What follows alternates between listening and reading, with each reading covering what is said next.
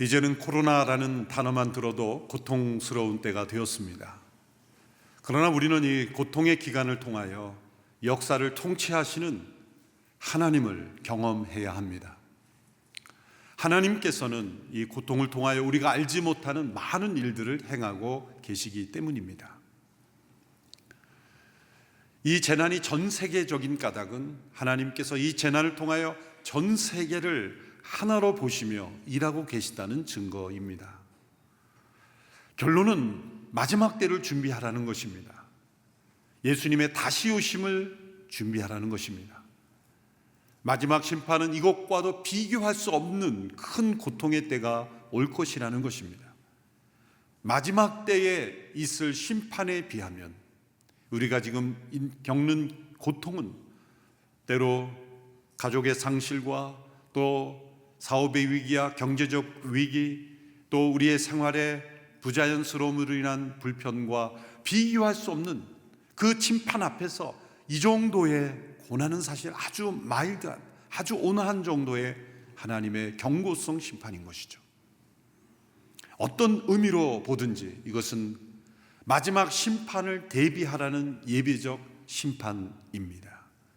구약의 바벨탑을 쌓았던 인간들을 낮추시고 흩으신 하나님께서 그때는 언어를 혼잡게 하셔서 흩으신 것이지만 이제는 바이러스를 통하여 서로 교류를 막으심으로 멈추게 하심으로 죄악을 멈추시고 그리고 하나님 앞에 우리 자신을 되돌아보게 하시는 하나님의 선하신 손길이라고 우리는 믿어야 합니다. 따라서 이 재난을 통하여 하나님께서 우리가 다 이해할 수 없고 상상하기 어려운 많은 일들을 행하고 계신다. 틀림없이 이 재난의 기간을 지나면 우리가 알지 못했던 일들을 하나님께서 이 기간 동안에 행하고 계셨구나라고 우리는 고백하게 될 것입니다. 시편 40편 5절의 말씀입니다. 오 여호와여 내 하나님이여, 주께서 하신 놀라운 일들이 너무나 많고 우리를 향한 주의 생각이 너무나 많습니다. 내가 그것들을 말하려고 해도 너무 많아 일일이 다 열거할 수 없을 정도입니다. 바로 이러한 고백을 우리가 이 고통의 기간이 끝난 이후에 반드시 하게 될 것입니다. 하나님께서는 고통에도 불구하고 일하시는 분이 아니라 고통을 통하여 일하시는 분이기 때문입니다. 고통을 주는 것 자체가 하나님의 본심은 아닙니다. 그러나 고통이 없이는 좀처럼 변화되지 않는 우리의 죄악된 습성 때문에 하나님은 고통을 통하여 일하실 수밖에 없는 때가 있습니다. 하나님은 우리의 고통을 두 가지 방법으로 다루십니다. 첫째로 이 고통이 빨리 제거되기를 기도하는 기도에 응답하심으로써 우리를 새롭게 하십니다. 사실 우리나라에 감염 확산이 점차 수구로 들고 있는 것, 일부 정치인은 정치를 잘했다고 여길 수도 있겠죠. 그러나 사실 전 국민이 얼마나 노력했고 또 얼마나 기도했습니까? 회개하며 기도한 그 기도에 대한 응답이라고 저는 믿습니다. 사실 우리가 최선을 다하지만 최선을 다함에도 불구하고 확산될 수 있는 것이 이러한 감염인데, 그럼에도 불구하고 막아주신 하나님의 은혜를 우리는 볼 수 있어야 합니다. 하나님께서 우리나라에 기회를 주시는 거죠. 전 세계적으로 이렇게나마 모일 수 있는 나라는 교회는 많지 않습니다. 하나님께서 우리에게 이 고통을 제거해 달라는 기도에도 하나님은 응답하십니다. 그러나 때로 하나님께서 고통을 통해 일하시는 목적이 이것만이 전부가 아니라면 두 번째 방법으로 다루십니다. 그것은 고통을 통하여 우리의 내면을 변화시키셔서 우리로 하여금 올바른 자리에 있게 하시는 것입니다. 우리는 고통을 경험할 때 이 고통이 우리의 삶을 엉망진창으로 만들었다고 생각하기 쉽습니다. 그러나 하나님께서는 이 엉망진창인 것 같은 이 상황을 통해서 우리로 하여금 올바른 자리로 인도하시기도 하는 하나님이십니다. 고통의 놀라운 능력은 우리의 숨은 것을 드러내게 하시는 겁니다. 고통이 드러날 때 우리의 삶의 목적이 무엇이었는지, 무엇을 소망하며 살았는지, 무엇에 의미를 두었는지, 특별히 하나님과 어떤 관계를 맺으며 살았는지를 드러내는 겁니다. 그 모든 것이 드러날 때 우리가 정상이라고 생각했던 모든 것이 비정상일 수 있고, 우리가 비정상이었다고 생각하는 것이 우리를 정상으로 되돌아오게 하는 하나님의 방법일 수 있다는 것입니다. 고통은 우리가 있어야 될 자리를 빼앗는 것 같지만, 고통을 통해 우리가 반드시 있어야 될 자리로 돌아오게 하실 수도 있는 겁니다.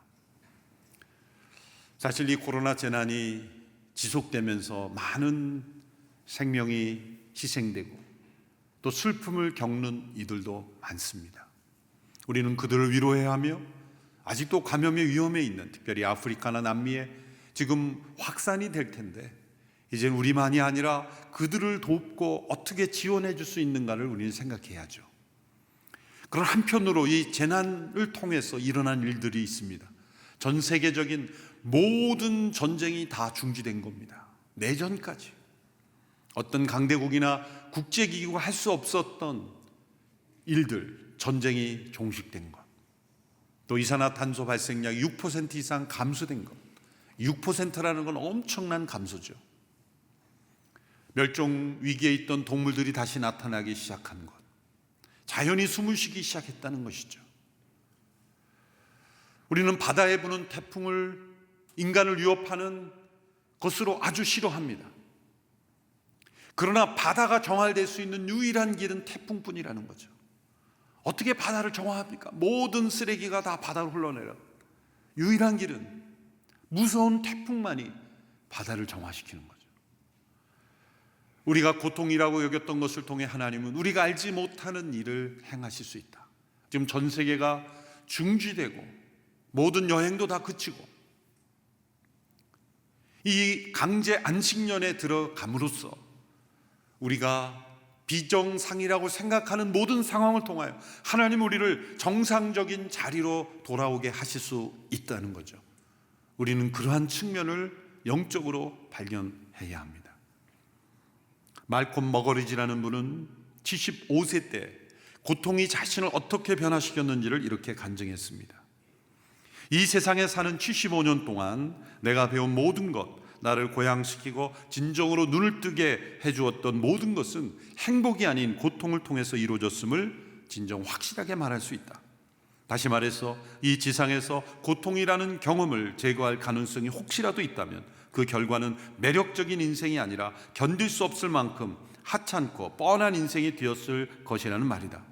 이것이 십자가가 의미하는 바이다. 그 무엇보다 나를 그리스도께로 거침없이 이끌었던 것이 바로 그 십자가였다.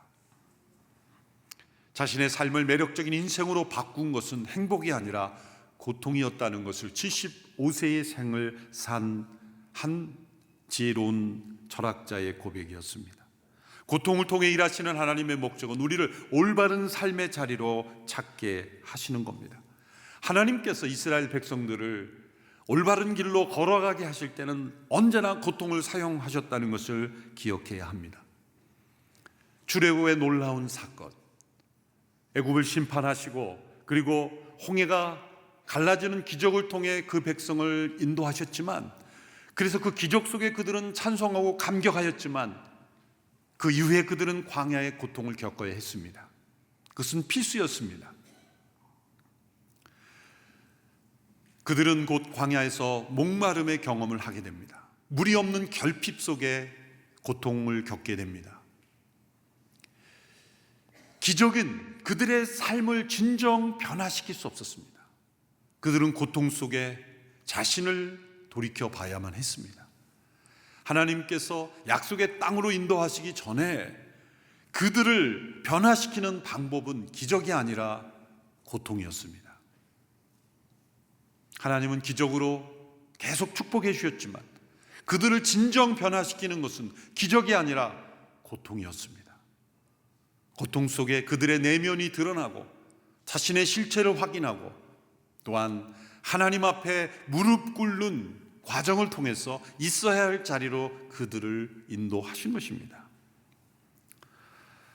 광야로 들어서자 그들이 물이 없자 3일간 물을 찾아 헤매었습니다.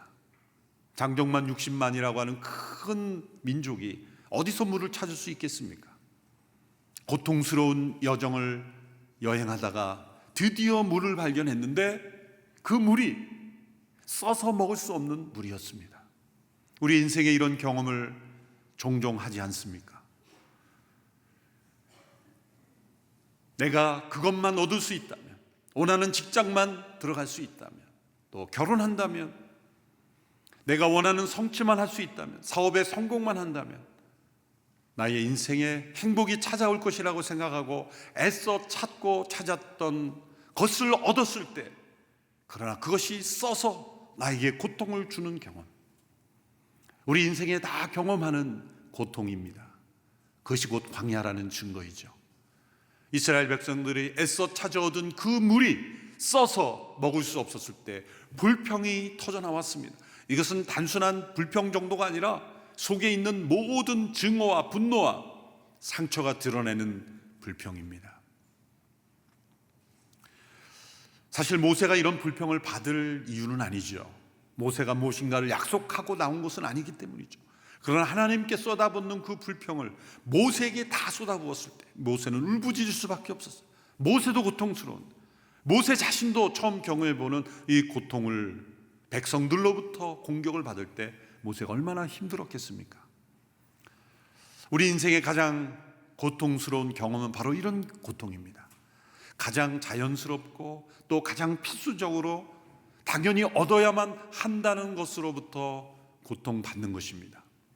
사실 우리나라에서 이 물은 가장 쉽게 흔하게 얻을 수 있는 자원이죠. 그러나 세계 곳곳을 여행해 보면 이 물이 먹을 수 없어서 혹은 물 자체가 없어서 고통스러운 나라가 얼마나 많은지 모릅니다. 우리가 마음껏 마시는 이 공기, 산소가 이제는 미세먼지 때문에 마음껏 마실 수 없는, 마실수록 건강에 해치는 그러한 상황이 되어버렸죠. 코로나 바이러스에 감염되어서 치료를 받았던 어떤 분이 어느 목사님이 이런 간증을 했다고 들었습니다.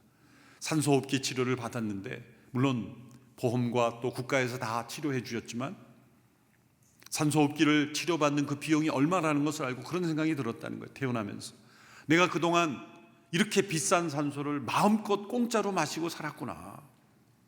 내가 지금까지 살아오면서 마신 공기를 다 이 돈으로 환산하면 얼마나 비싼 산소를 내가 마시고 살았는지를 돌이켜보게 되었다는 것이죠.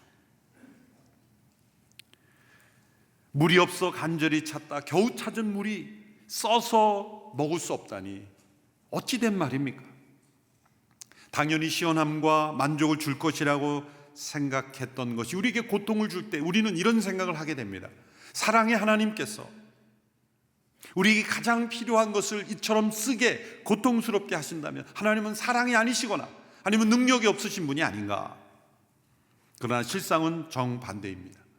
사랑이시며 능력이 있으신 분이 물을 쓰게 하심으로 진정 그분의 사랑과 능력을 우리에게 나타내시는 겁니다. 이 쓴물은 사랑의 반대말이 아니라 사랑의 통로일 수 있다는 거예요. 왜 그렇습니까? 우리는 쓴물을 마셔봐야 진짜 단물이 뭔지를 알 수 있기 때문입니다. 자유를 느끼는 사람은 누구일까요? 자유를 느끼는 사람은 언젠가 갇힌 경험을 했던 사람일 겁니다. 내가 살아있다는 것을 체험한 사람은 누구일까요? 장례식장에 참여한 사람이에요. 장례식장에 가봤을 때 내가 살아있구나라는 걸 진짜 느끼는 겁니다. 인생에서 마시는 쓴물은 하나님께서 나를 버리신 증거가 아니라 나를 진짜 사랑하시는 능력이 하나님께서 주시는 통로라는 것을 우리는 바라볼 수 있어야 합니다. 이렇게 백성들이 불평하며 모세에게 도전할 때 하나님께서 해결책을 주셨죠. 나뭇가지 하나를 보내주셨습니다. 모세가 그 나뭇가지를 물에 던지자 그 쓴물이 단물이 되었다. 그리고 하나님께서 이런 말씀을 주셨습니다. 26절의 말씀입니다. 26절 같이 읽습니다. 시작. 그분은 말씀하셨습니다. 너희가 너희 하나님 여호와의 음성을 잘 듣고 나 여호와가 보기에 옳은 일을 하며 너희가 계명에 귀를 기울이고 그 모든 규례를 지키며 내가 이집트 사람들에게 내린 질병 가운데 어느 하나도 너희에게 내리지 않겠다. 나는 너희를 치료하는 여호와다. 치료하는 여호와, 히브리어로 야훼 로페카. 이 야훼 로페카라는 단어는 라파라는 단어에서 파생한 단어. 라파라는 건 치료하다라는 뜻입니다. 그래서 우리는 흔히 여호와 라파라고 쉽게 부르기도 합니다. 하나님은 이 과정을 통해 자신이 치료하시는 하나님이라고 말씀하시면 역으로 우리는 치료가 필요한 백성이라는 뜻이죠. 출애굽의 기적을 통해 구원받은 백성은 반드시 치료가 필요하다는 것, 약속의 땅에 이르기 전에 우리에게 있어야 될 것은 광야를 통해 우리는 치료가 되어야 한다는 것입니다. 왜 고통이 존재합니까? 우리가 치료받아야 될 백성들이기 때문입니다.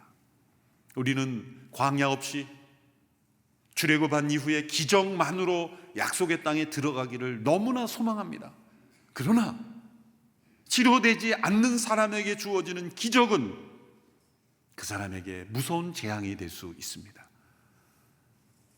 가끔 뉴스에 흔치 않게 국내외를 방문하고 복권에 당첨됐던 사람이 얼마나 불행해지는가가 가끔 뉴스에 나오죠. 치료되지 않은 사람에게 부어주는 축복이라고 하는 것은 도리어 독이 되고 재앙이 된다는 것. 나는 너희를 치료하는 여호와라. 이 마라의 쓴물을 통해 너희를 치료하기를 원한다. 그래서 쓴물이 단물이 된 것이 진짜 치료가 아니라, 상황의 치료가 아니라 진짜 우리의 영혼이, 내면이 치료되는 것이 진정한 하나님의 목적인 것입니다. 이번 코로나 바이러스가 종식되기만을 바라서는 안 되고, 이 고통을 통하여 우리의 내면이 변화되어 올바른 자리로 찾아가게 되기를 우리는 기도해야 합니다. 그래서 이 상황만 좋아지기만을 기도하지 말고, 이 고통의 이 기간을 통과하면서 나의 내면이 치료되기를, 또 우리 나라와 민족이 치료되기를, 우리 교회가 치료되기를 간절히 기도할 때 진짜 하나님께서 고통을 주신 목적에 합당하게 서게 되는 것입니다. 우리가 고통을 통해 찾아야 될 올바른 자리는 무엇입니까? 첫째로 하나님께서 정하신 목적지를 다시 명확하게 바라보게 되는 것입니다. 죄란 무엇입니까? 하나님이 정한 목적지와 경로를 자기 스스로 결정하는 겁니다. 회개란 무엇입니까? 다시 돌이켜 하나님의 정하신 목적지와 경로를 따르는 것입니다. 자기 중심적인 삶의 방향에서 하나님 중심적인 삶으로 스스로 목적지를 정하는 인생에서 하나님께서 정하신 목적지를 바라보는 인생으로 변화되는 것입니다. 이스라엘 백성들의 목적지는 광야가 아닙니다. 약속의 땅입니다. 광야는 지나가는 땅이요, 통과하는 낯선 땅일 뿐입니다. 그러므로 빨리 지나갈 수 있을수록 좋은 겁니다. 빨리 지나가면 좋을 땅에 집을 짓고 그곳에 머물려고 하는 사람은 이상한 것입니다. 또한 반대로 그 광야가 아무리 힘들고 어려울지라도 지나가는 땅이라는 의식만 분명하다면, 최종 목적지가 아니라는 의식만 분명하다면, 아무리 힘들고 어렵더라도 인내할 수 있는 힘이 거기서 생기는 거죠. 가장 불행한 인생은 돌아갈 곳이 없는 삶입니다. 인생의 방황은 집이 없는 것이, 돌아갈 집이 없는 것. 우리의 여행이 아무리 고단해도 참을 수 있는 것은 돌아갈 집이 있기 때문이죠. 참 아이러니한 고백들을 우리가 하죠. 사람들이 가고 싶은 여행지를 다 다녀보고 또 평소 가고 싶었던 곳을 다 가보고 나서 뭐라고 말합니까? 집에 와서 역시 집이 최고야. 돌아올 집이 있었기에 여행의 불편함을 다 이길 수 있었던 거예요. 광야를 애굽과 비교하면서 왜 이렇게 힘든 땅에 내가 살아야 하느냐고 한탄하면 목적지를 바라보고 있지 못하는 거예요. 마라에 쓴물이 있는 것은 지나가는 땅이라는 인식을 주는 겁니다. 목적지가 아니라는 것을 깨닫게 하시는 겁니다. 유명한 과학자 아인슈타인이 기차를 타고 여행할 때 이런 일이 있었다고 합니다.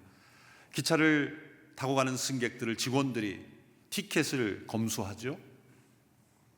여러 사람을 이제 검사하고 아인슈타인 차례가 되었습니다.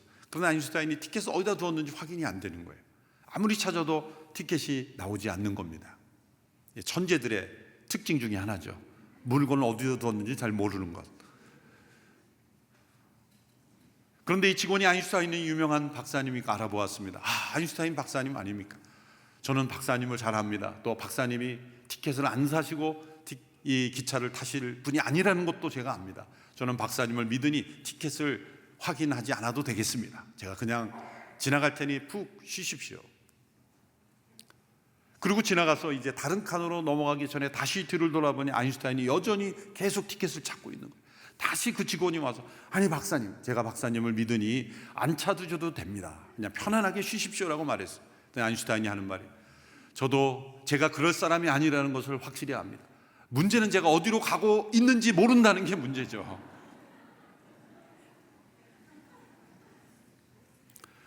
고통은 환상을 깨트립니다. 무슨 환상을 깨트립니까? C.S. 루이스라는 분이 고통의 효력이 여러 가지가 있는데 가장 낮은 단계의 효력은 뭐냐면 세상 만사가 잘 돌아가고 있다는 환상을 깨트리는 것이다. 고통은 이 세상이 우리에게 궁극적인 만족과 또한 안전을 가져다 줄 거라는 환상을 깨트리는 거예요. 이번 바이러스 감염병으로 우리의 환상이 다 깨졌잖아요. 이 세상은 안전하지 않다는 것, 악수조차도 치명적일 수 있다는 것, 우리의 환상을 깨트리는 이 고통의 효능을 통해 우리는 이 세상이 잘 돌아가고 있었던 것이 아니라는 것도 깨트려야 합니다. 우리는 코로나 이전에 세상이 아무 문제 없이 잘 돌아갔던 세상이라고 생각해서는 안 됩니다. 모든 것이 정상화되었더라도 이제는 우리가 다른 시각으로 세상을 볼 수 있어야 합니다. 특별히 우리 그리스도인들은. 그것은 이 세상이 목적지가 아니라는 것입니다. 두 번째, 불평할 수밖에 없는 상황 속에서 감사를 배우는 것입니다. 고통은 베일을 벗깁니다. 마라의 고통은 우리의 마음에 숨겨진 죄악과 상처를 드러냅니다. 그것은 치료하시고자 드러내시는 거죠. C.S. 루이스가 이런 말을 했습니다. 고통은 반항하는 영혼의 요새 안에 진실의 깃발을 꽂는다. 우리의 영혼에, 이 반항하는 영혼 앞에 진실을 꽂으면 얼마나 고통스럽습니까? 세상에 가장 고통스러운 게 진실이 내 안에 들어오는 게 고통스러운 거예요. 그래서 하나님을 받아들이지 않으려는 것입니다. 하나님의 말씀 앞에 서려고 하지 않는 것입니다. 왜 사람들이 성경을 읽지 않으려고 하는지 아십니까? 회개할까 봐. 왜 기도의 자리로 나가지 않습니까? 은혜 받을까 봐. 그 말은 내 안에 진실이 임할까 봐. 진실이 임하면 내가 고통스러우니까 그것을 가로막는 거죠. 이 마라의 쓴물을 마신 백성들이 불평하고 난리가 났죠. 그러나 그 불평은 처음 나오는 것입니까? 아닙니다. 이미 애굽에서 그들은 나일강의 풍요 속에서 이미 습관화된 불평이 나온 것뿐입니다. 수백 년 동안 노예 생활하면서 그들에게 익숙한 것은 신세 한탄과 불평과 원망이었습니다. 하나님의 기적으로 출애굽했지만 그 마음의 습성은 변화되지 않았습니다. 하나님께서는 이 고통을 통해 그것을 치료하시기를 원하시는 겁니다. 왜냐하면 죄악의 습관 위에 하나님의 축복이 부어지면 그것은 위험한 재앙이 될 수 있기 때문에 하나님은 먼저 우리에게 축복을 주시기 전에 우리의 죄악된 습관을 제거하기를 원하십니다. 이스라엘 백성 앞에는 엘림의 축복이 기다리고 있었어요. 엘림이라는 곳은 12개의 샘과 70그루의 종려나무가 있는 오아시스입니다. 그 광야에 샘이 12개 있고 나무가 70그루 있다면 거의 리조트 수준이죠. 오아시스로 아니 리조트 수준이에요. 이렇게 축복된 곳이 기다리고 있었는데 그것이 마라라는 지역에서 11km 정도밖에 떨어지지 않는 곳이에요. 어쩌면 하루만 더 참고 달려갔다면 만날 수 있었어요. 그런데 마라의 고통을 경험함으로써 엘림을 만났을 때 이들의 감격은 실로 더했을 겁니다. 만일 마라의 쓴물을 경험하지 않고 이들이 엘림의 축복을 만났다면 감사도 없었고 어쩌면 엘림의 오아시스도 부족하다고 불평했을 수도 있습니다. 하나님께서는 마라의 고통을 통해서 장차 다가올 엘림의 오아시스, 그 축복을 만났을 때 진정 감사하는 영혼으로 변화시키길 원하셨던 겁니다. 미국 중서부의 한 작은 교회 목사님이 어느 성도의 집을 신방했을 때 그 집에 있는 선반 위에 큰 병 2개를 발견했습니다. 그 병에는 동일하게 구슬이 담겨 있었는데 한쪽 병에는 구슬이 가득 차 있었고 다른 병에는 구슬이 조금만 남아 있었습니다. 이 병들은 무엇을 의미합니까? 질문하자 성도님이 이렇게 대답했습니다.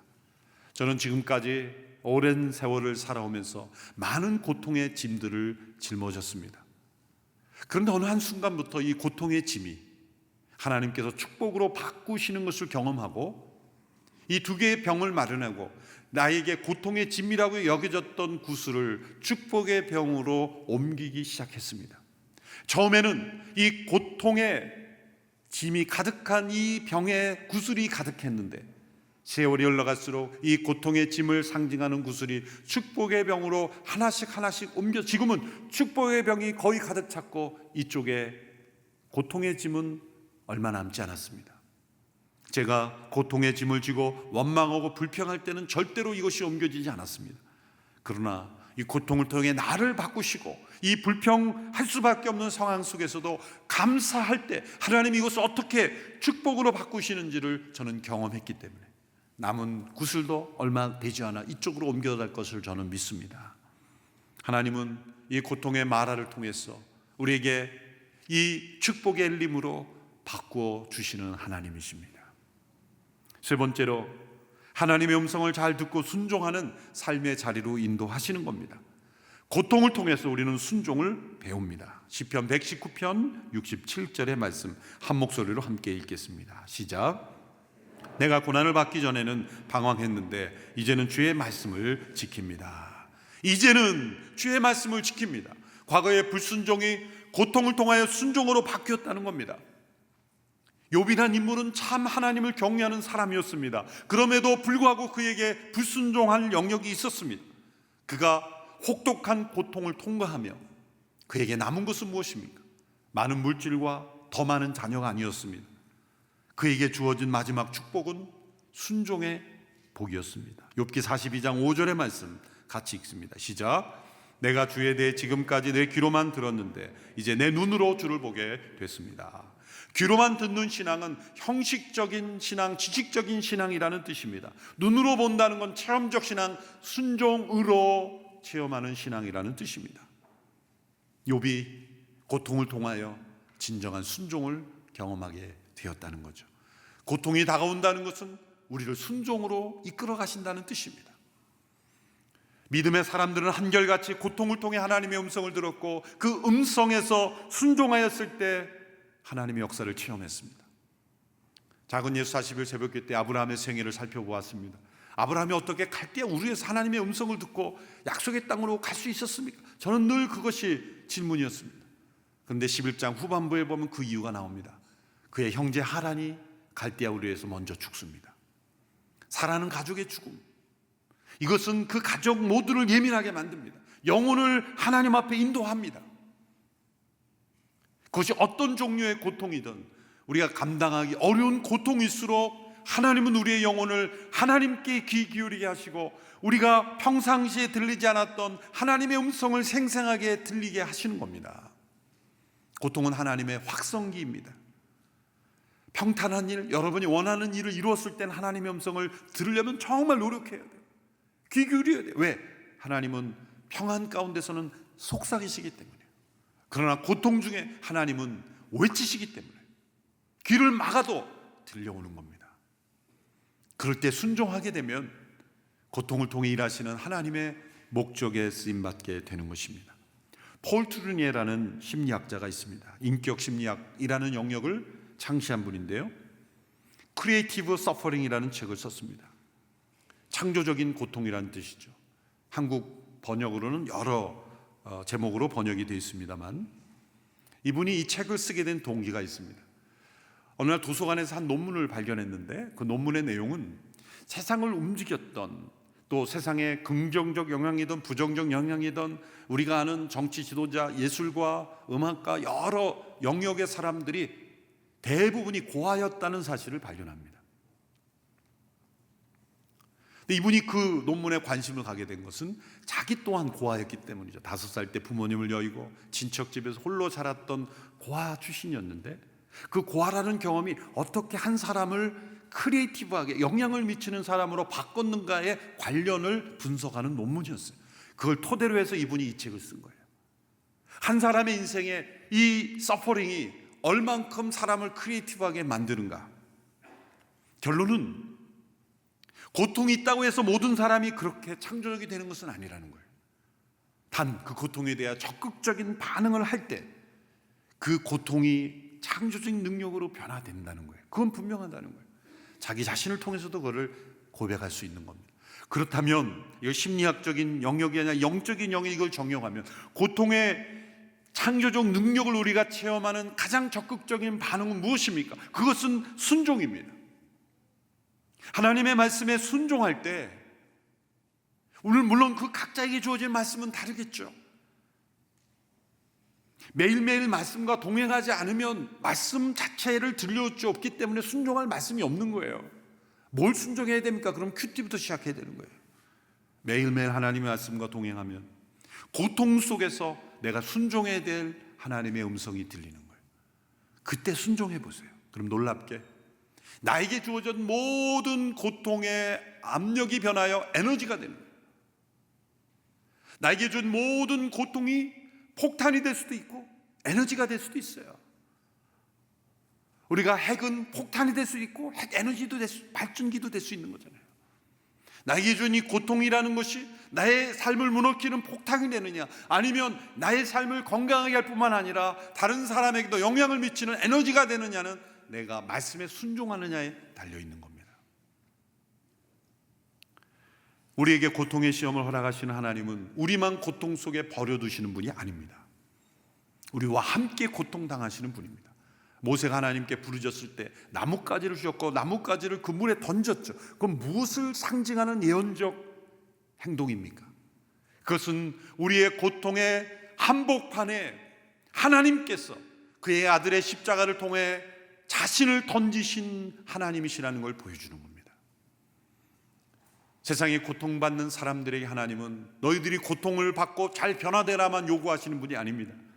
그 고통의 한복판에 그리스도의 십자가를 통하여 하나님의 아들을 주시기까지 우리를 사랑하시는, 우리와 함께 고통당하시는 분으로 임재하시는 겁니다. 내가 고통당할 때 하나님은 어디 계셨습니까? 너와 함께 있었다. 아니, 너가 당하는 가장 큰 고통 속에 나는 너를 대신하여 고통받았다. 우리의 모든 고통을 축복으로 바꿀 수 있고 능력으로 바꿀 수 있는 것, 그것이 그리스도의 십자가라는 것을 우리는 역사 속에서 고백할 수 있습니다.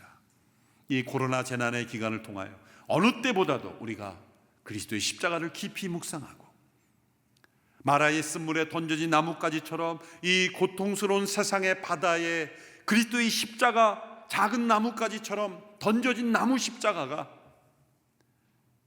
언젠가 우리에게 다가올 엘림의 축복을 예비하는 하나님의 축복의 통로가 된다는 겁니다. 고통 속에 절망하고 불평하고 우리의 에너지를 소비하기보다 감사와 순종으로 나아갈 때 하나님은 이 고통을 통해 일하시는 것, 우리를 올바른 삶의 자리로 돌아오게 하시고 또한 이 세상도 올바른 자리로 돌아오게 하시는 하나님의, 우리가 다 헤아릴 수 없고 표현할 수 없는 일을 하셨다는 것을 우리는 언젠가 고백하게 될 것입니다. 고통을 피하려고만 하는 사람은 이 일에 참여할 수 없습니다. 고통에 불평만 하는 사람도 참여할 수 없습니다. 이 고통이 능력이 되는 사람은 이 하나님의 마음을 품고 고통의 한복판을 믿음으로 통과하는 것입니다. 그럴 때 우리에게는 놀라운 일들이 일어나게 될 줄로 믿습니다. 기도하겠습니다. 살아계신 하나님, 마라의 고통을 지나며 치료하시는 하나님의 능력을 경험했던 백성들처럼 이 전염병 재난의 기간을 통과하며 우리를 치료하시고 우리 각자를 치료하시고 나라를 치료하시고 교회를 치료하시며 세상을 치료하시는 하나님의 손길을 경험하게 되기를 간절히 원합니다. 감사와 순종으로 이 하나님의 치료하시는 손길을 잘 체험하는 저희들이 되게 하여 주옵소서. 예수님의 이름으로 기도합나이다. 아멘.